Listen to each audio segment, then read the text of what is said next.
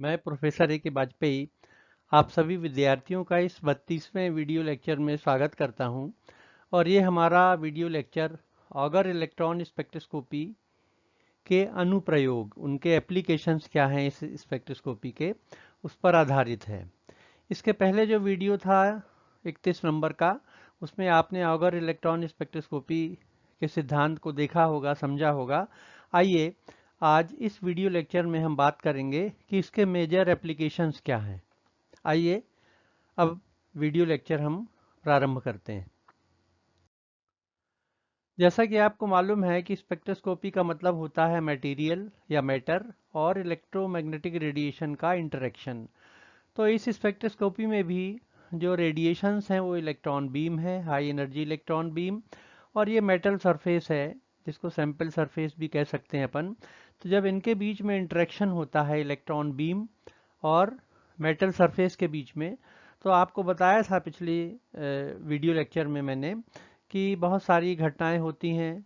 Characteristics x ray निकलती हैं, cathode luminescence की घटना होती है, प्रकाश निकलता है, ऊष्मा निकलती है, हीट निकलती है, और उसके अलावा कुछ इलेक्ट्रॉन रिवर्ट हो जाते हैं, बैक स्कैटर्ड इलेक्ट्रॉन जिनको कहते हैं, और कुछ इलेक्ट्रॉन सेकेंडरी इलेक्ट्रॉन कहलाते हैं। और एक छोटा सा अंश बहुत कम एनर्जी जिनके पास होती है उन इलेक्ट्रॉनों का होता है जिनको ऑगर इलेक्ट्रॉन कहा जाता है, और ये इलेक्ट्रॉन सेकेंडरी आयनाइजेशन के कारण निकलते हैं। तो प्राइमरी आयनाइजेशन या सेकेंडरी आयनाइजेशन, इसके बारे में विस्तार से हम पुराने वाले वीडियो में, जो इसके पहले था, हम बात कर चुके हैं। अब ब्रीफ में ऑगर प्रोसेस, ऑगर इलेक्ट्रॉन और ऑगर एनर्जी देखिए क्या होती है। सरफेस में जो एटम है, मान लीजिए उसमें 3 शेल्स हैं। ये इनर शेल है, ये मिड शेल है, इसको कोर शेल भी कहा जाता है, और ये वैलेंस शेल है जो सबसे बाहर है। अब इसमें देखिए आप, ये ग्राउंड स्टेट है।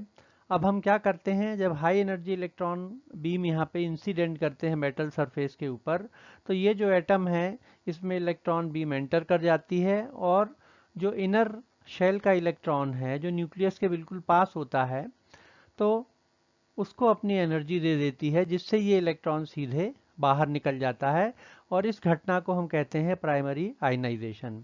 अब चूंकि इलेक्ट्रॉन यहाँ से गया है, तो यहाँ पे एक वैकेंसी क्रिएट हो जाती है जिसको होल कहा जाता है, और इसको भरने के लिए जो बीच की शेल है वहाँ से इलेक्ट्रॉन नीचे गिरता है, ड्रॉप आउट होता है, जिसके कारण ये तो भर जाता है जो इनर शेल है उसका इलेक्ट्रॉन, पर एक होल यहाँ पे क्रिएट हो जाता है।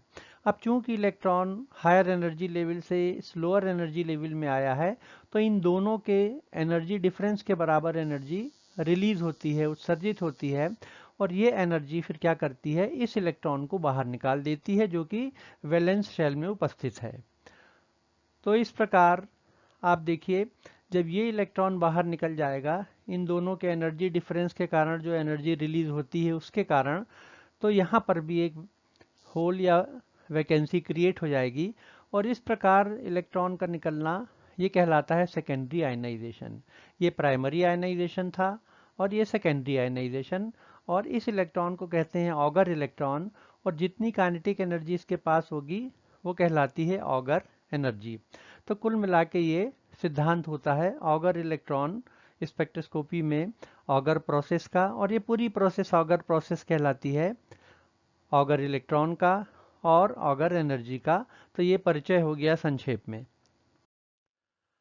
अब ये भी आपको हमने बताया था पिछले वीडियो में कि ऑगर स्पेक्ट्रा को डेरिवेटिव प्लॉट के द्वारा व्यक्त किया जाता है। ये सिंपल प्लॉट है और ये डेरिवेटिव प्लॉट है। चूंकि ऑगर इलेक्ट्रॉन की एनर्जी बहुत कम होती है, इंटेंसिटी भी कम होती है, इसलिए सामान्यतः डेरिवेटिव प्लॉट ही खींचे जाते हैं ताकि अपन को ऑगर एनर्जी के एग्जैक्ट उसका मान क्या है उसका पता या उसका निर्धारण हो सके। तो जैसे आप देखिए, ये एक उदाहरण है सिलिकॉन का ऑगर स्पेक्ट्रा। तो सिलिकॉन में LMM ट्रांजिशन होता है, और इसकी जो ऑगर एनर्जी है वो 92 इलेक्ट्रॉन वोल्ट है। आपको ये भी बताया था LMM ट्रांजिशन का मतलब होता है कि इलेक्ट्रॉन प्राइमरी आयनाइजेशन में इलेक्ट्रॉन L से निकलता है, M से फिर इलेक्ट्रॉन ड्रॉप आउट होता है, L को भर देता है, यहाँ वैकेंसी क्रिएट हो जाती है। अब चूंकि इलेक्ट्रॉन m से l में गया है, इसलिए जो एनर्जी रिलीज होती है उस एनर्जी के कारण जो आउटर मोस्ट शेल है m, इससे भी इलेक्ट्रॉन बाहर निकल जाता है, जो सेकेंडरी इलेक्ट्रॉन कहलाता है। तो अगर प्रोसेस को संक्षेप में अपन LMM ट्रांजिशन कह सकते हैं। तो इस तरह के ट्रांजिशंस अलग अलग मेटल्स में होते हैं। अब देखिए एप्लीकेशंस पे आते हैं सीधे हम।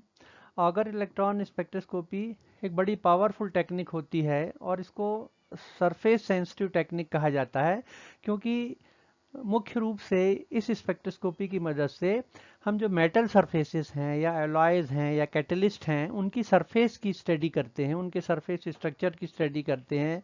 और केवल मेटल सरफेसेस नहीं, जो थिन फिल्म्स होती हैं, इंटरफेस होती हैं, तो उनका अध्ययन किया जाता है। और इसका जो रिजोल्यूशन है वो 10 नैनोमीटर का है। इसका मतलब हुआ कि 10 नैनोमीटर की दूरी पर ये स्ट्रक्चर को एनालाइज कर सकती है। हाइड्रोजन और हीलियम, इनको छोड़ के बाकी जितने भी एलिमेंट्स हैं पीरियोडिक टेबल के, सबके ये ऑगर इलेक्ट्रॉनिक स्पेक्ट्रा स्टडी हो चुके हैं और ये स्पेक्ट्रा ज्ञात हैं। इसके अलावा अगर हम क्वांटिटेटिव देखें तो क्वांटिटेटिव अगर डिटर्मिनेशन भी ऑगर इलेक्ट्रॉन स्पेक्ट्रोस्कोपी से होता है और ये 100 ppm तक हो सकता है। अब देखते हैं हम कि जो ऑगर स्पेक्ट्रा हैं डेरिवेटिव फॉर्म में, या जिनको डिफरेंशियल ऑगर स्पेक्ट्रा कहा जाता है कुछ एलिमेंट्स के, ये देखिए यहाँ पे दिखाए गए हैं। ये देखिए बेरिलियम का, बोरॉन का, carbon, nitrogen, oxygen, fluorine, sodium, और इनकी ऑगर एनर्जी आप देखिए। ऑगर एनर्जी अगर देखेंगे तो बेरिलियम में 104 इलेक्ट्रॉन वोल्ट है, फिर बोरॉन है 272, इसमें है 379। इस तरह से जैसे जैसे एटॉमिक नंबर बढ़ता जा रहा है ऑगर एनर्जी का मान भी बढ़ता जा रहा है। सोडियम में 990 इलेक्ट्रॉन वोल्ट है। इसी प्रकार जो थोड़ा हायर एटॉमिक नंबर के जो ट्रांजिशन मेटल्स हैं, आयरन है, मैग्नीज है, क्रोमियम, इसमें भी देखिए अलग अलग तरह के ट्रांजिशंस होते हैं और ये इनके कैरेक्टरिस्टिक जो ऑगर एनर्जी हैं उनके ये मान हैं। अब चूंकि ये सरफेस सेंसिटिव टेक्निक है, तो ये जैसे एक मेटल सरफेस है और मेटल सरफेस में ये 10 नैनोमीटर से लेकर 5 माइक्रोन मतलब 5000 नैनोमीटर, इस डायमेंशन के या साइज के जो स्पॉट होते हैं उनको उनकी एनालिसिस ये कर सकती है। तो 10 नैनोमीटर से लेकर 5 माइक्रोमीटर या 10 नैनोमीटर से, इसको चाहें तो आप 5000 नैनोमीटर भी कह सकते हैं, इतने छोटे साइज के अगर स्पॉट हैं तो उस स्पॉट में या उतने से एरिया में ये एनालिसिस कर सकती है। दूसरा, बहुत सारे सरफेस जो होती हैं उसका केमिकल कंपोजिशन क्या है, ग्रेन बाउंड्रीज क्या होती हैं, अलग अलग जो साइज के ग्रेन होते हैं उनके जो इंटरफेस होते हैं, बाउंड्रीज होती हैं, उनकी स्टडी हम अगर इलेक्ट्रॉन स्पेक्ट्रोस्कोपी से कर सकते हैं। और सबसे बड़ी खास बात ये होती है अगर इलेक्ट्रॉन स्पेक्ट्रोस्कोपी में कि इसके साथ हम टैम और सैम, ट्रांसमिशन इलेक्ट्रॉन माइक्रोस्कोपी और स्कैनिंग इलेक्ट्रॉन माइक्रोस्कोपी, इन दोनों को कपल कर सकते हैं, इनको जोड़ सकते हैं और इस प्रकार सरफेस की मॉर्फोलॉजी की भी स्टडी हो सकती है। एक एग्जांपल देखिए कि एक एलॉय है, उसके तार हैं, वायर हैं, एंटीमनी और नियोबियम एलॉय, और उसके एक वायर का अगर स्कैनिंग इलेक्ट्रॉन माइक्रोग्राफ हम देखें, सेम इमेज उसकी देखें, तो देखिए आप ये बिल्कुल क्लियर इसका ये वायर यहाँ पे दिख रहा है। अब एंटीमनी नियोबियम एलॉय में चूंकि दो मेटल्स हैं, एंटीमनी भी है और नियोबियम भी है, तो इन दोनों का डिस्ट्रीब्यूशन सरफेस पे कैसा है ये देखिए।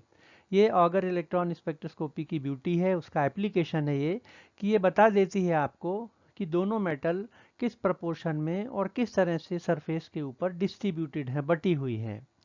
तो इस प्रकार ये सरफेस में जो एलिमेंट होते हैं या एलॉयज होते हैं उनका मेटल्स का कैसे डिस्ट्रीब्यूशन होता है, तो ये ऑगर इलेक्ट्रॉन स्पेक्ट्रोस्कोपी ये बता देती है। इसी तरह से बहुत सारे जो रिएक्शंस होते हैं जो सरफेस पे होते हैं या इंटरफेस पे होते हैं, चाहे वो कैटालिटिक केमिकल रिएक्शंस हो या सॉर्प्शन स्टडी हो, एड्सॉर्प्शन हो, रेडॉक्स फोटो कैटालिटिक रिएक्शन हो, डिसोल्यूशन रिएक्शन हो, प्रेसिपिटेशन रिएक्शन हो, ये सारे के सारे जो रिएक्शंस हैं इनकी स्टडी ऑगर इलेक्ट्रॉन स्पेक्ट्रोस्कोपी की सहायता से संभव है। जैसा कि मैंने आपको बताया था कि सरफेस सेंसिटिव टेक्निक है, तो देखिए यहाँ पर हमने एक मेटल ली है, उसका जो पीस लिया है ये उसकी सरफेस है निकिल। अब चूंकि मेटल है, अगर आप इसका चाहते हैं कि इसका ऑगर इलेक्ट्रॉन स्पेक्ट्रा हमको प्राप्त करना हो, तो हम सबसे पहले क्या करते हैं, इसकी जो सरफेस है उसको साफ करते हैं, और उसके लिए जो वर्ड यूज़ किया जाता है वो कहलाता है स्पटरिंग। तो ये ऑर्गन के जो आयंस हैं, हाई एनर्जी आयन, उसकी सहायता से हम क्या करते हैं, इसको बम्बार्डमेंट करते हैं मेटल सरफेस के। तो स्पटरिंग का मतलब होता है कि जो इसकी गंदगी है, कंटेमिनेशन है, इम्प्योरिटीज़ हैं, इसको पहले ये सरफेस जो ऑर्गन के जो आयन हैं, हाई एनर्जी आयन, ये इससे टकराते हैं और इसको ये साफ कर देते हैं। इसको स्पटरिंग कहते हैं और क्लीनिंग। अब देखिए ये पूरी क्लीन निकल सरफेस हो गई है, तो हम क्या करेंगे, इसका ऑगर इलेक्ट्रॉन स्पेक्ट्रा हम ज्ञात करेंगे। तो देखिए यहाँ पे दिखाया गया है ऑगर इलेक्ट्रॉन स्पेक्ट्रा इसका निकल का। परंतु अगर इसी सरफेस को थोड़ी देर के लिए हम छोड़ दें, मान लीजिए 1 मिनट के लिए हमने छोड़ दिया, तो क्या होता है, एयर में जो कार्बन होती है या ऑक्सीजन होती है, कार्बन डाइऑक्साइड ऑक्सीजन, ये इम्प्योरिटी के रूप में यहाँ पे एड्जॉर्ब हो जाती है। तो अब अगर हम ऑगर इलेक्ट्रॉन स्पेक्ट्रा रिकॉर्ड करेंगे तो ये इम्प्योरिटीज़ भी आ जाएंगी। तो देखिए ये स्पेक्ट्रा है जब पूरी सरफेस निकल मेटल की क्लीन थी, और ये स्पेक्ट्रा है जब इम्प्योरिटीज़ आ गई थी। तो इसमें देखिए कार्बन भी है, ऑक्सीजन भी है, तो ये इम्प्योरिटीज़ भी यहाँ पे आ गई हैं। तो इस प्रकार ये बड़ी सरफेस सेंसिटिव टेक्निक है, और अगर बिल्कुल माइन्यूट अमाउंट में भी कोई कंटेमिनेशन है सरफेस पे, तो वो ऑगर इलेक्ट्रॉन स्पेक्ट्रोस्कोपी से ज्ञात किया जा सकता है। डेप्थ प्रोफाइलिंग का मतलब होता है कि किसी भी मेटल सरफेस के डेप्थ में जाके, नैनोमीटर डेप्थ में या आंगस्ट्रम डेप्थ में जाके उसका स्ट्रक्चर देखना और उसके बारे में इंफॉर्मेशन प्राप्त करना। तो यहाँ पे भी क्या किया जाता है, देखिए इलेक्ट्रॉन बीम आती है जो अगर इलेक्ट्रॉन स्पेक्ट्रोस्कोपी में यूज़ की जाती है, और ये एक एरिया है जिसकी एनालिसिस करनी है हमें। छोटा सा स्पॉट है ये, एनालिसिस एरिया इसको कह सकते हैं अपन। ये इलेक्ट्रॉन बीम आ रही हैं। अब सबसे पहले हम क्या करेंगे, इसको क्लीन करेंगे। क्लीन करने के लिए क्या करते हैं, आयन बीम को यूज़ किया जाता है स्पटरिंग के लिए। और नॉर्मली आर्गन इसलिए लेते हैं क्योंकि आर्गन क्या होती है, निष्क्रिय गैस होती है, इनर्ट होती है, इसलिए रिएक्ट नहीं करती सरफेस से। तो इससे हम स्पटरिंग करते हैं। जैसे 10 मिनट अगर स्पटरिंग की हमने बम्बार्डमेंट किया तो ये सरफेस थोड़ी सी साफ हो गई। देखिए अगर हमने 20 मिनट किया तो ये सरफेस और ज़्यादा साफ हो गई और उसकी डेप्थ भी बढ़ गई। अब हम इसका ऑगर इलेक्ट्रॉन स्पेक्ट्रा प्राप्त कर सकते हैं। तो इसको कहा जाता है डेप्थ प्रोफाइल। तो अगर कोई इम्प्योरिटी है या कंटेमिनेशन है तो उसका जो निर्धारण है वो ऑगर इलेक्ट्रॉन स्पेक्ट्रोस्कोपी से किया जा सकता है। इसी तरह से जैसे सेमीकंडक्टर और मेटल इंटरफेस, प्लेटिनम, टाइटेनियम और इंडियम फास्फोरस, ये एक सेमीकंडक्टर है, और मान लीजिए यहाँ पे इम्प्योरिटी है। तो सबसे पहले हम क्या करेंगे, इसकी स्पटरिंग करेंगे। जैसे आपने और यहाँ पे देखिए आप ऑगर इलेक्ट्रॉन स्पेक्ट्रा पूरा दिखाया हुआ है यहाँ पे। तो जैसे इसकी स्पटरिंग हमने की, तो आप देखेंगे कि 10 मिनट स्पटरिंग के बाद, हालांकि इनको थोड़ा सा थिक यहाँ दिखाया है, पर ये मेटल सरफेसेस होती हैं, लेयर्स होती हैं, बहुत पतली होती हैं ये। तो 10 मिनट के बाद आप देखेंगे कि ये अगर इलेक्ट्रॉन स्पेक्ट्रा है उसमें प्लेटिनम का जो ऑगर एनर्जी है वो 1967 इलेक्ट्रॉन वोल्ट, उसकी यहाँ पर पीक आती है। और ये क्यों होती है, MNN ट्रांजिशन के कारण। अब आपने क्या किया, और आगे स्पटरिंग की, ये देखिए स्पटर टाइम यहाँ पे एक्स एक्सिस में है। आगे जब स्पटरिंग करेंगे हम तो स्पटरिंग के बाद हमको टाइटेनियम मिलेगा। ये देखिए यहाँ पे टाइटेनियम आ गया। और स्पटरिंग टाइम बढ़ाइए 40 मिनट, 50 मिनट, और आगे स्पटरिंग करेंगे अपन। तो आप यहाँ देखिए ये जो लेयर है यहाँ पे इम्प्योरिटी थी, ये कार्बन की है। तो देखिए यहाँ पे कार्बन की पीक आ गई, ऑगर एनर्जी पीक यहाँ पे हमको मिल जाती है कार्बन के लिए। और इसके आगे स्पटरिंग करते हैं तो इंडियम और फास्फोरस। तो indium MNN transition 404 electron volt, और ये phosphorus 120 electron volt LMM transition, उसके कारण ये पीक मिलती है। तो जैसे जैसे स्पेक्ट्रिंग करते जाएंगे हम, वैसे वैसे ऑगर इलेक्ट्रॉन स्पेक्ट्रा की पीक्स हमको मिलती जाएंगी। और अगर यहाँ कोई कंटेमिनेशन है, मान लीजिए कार्बन के अलावा या दूसरा भी कुछ होता, तो उसकी भी इसको यहाँ पर हमको पीक प्राप्त हो जाती है। इस प्रकार जो इंटरफेस पे क्या कंटेमिनेशन है, क्या इम्प्योरिटीज़ हैं, उसकी जानकारी क्वांटिटेटिवली हमको ऑगर इलेक्ट्रॉन स्पेक्ट्रोस्कोपी से प्राप्त हो जाती है। इसी तरह से केमिकल इंफॉर्मेशन, यहाँ पे देखिए आप, ये एल्यूमिनियम का ऑगर स्पेक्ट्रा है, ये एल्यूमिनियम ऑक्साइड का, जबकि एलएमएम ट्रांजिशन हो रहा है। तो देखिए दोनों के शेप में फ़र्क है, दोनों की इंटेंसिटी अलग अलग है और दोनों की ऑगर एनर्जी का मान अलग अलग है। इसी प्रकार अगर के एल एल ट्रांजिशन होगा तो आप देखिए ये ऑगर स्पेक्ट्रा एल्यूमिनियम का, ये एल्यूमिनियम ऑक्साइड का, दोनों बिल्कुल अलग अलग हैं।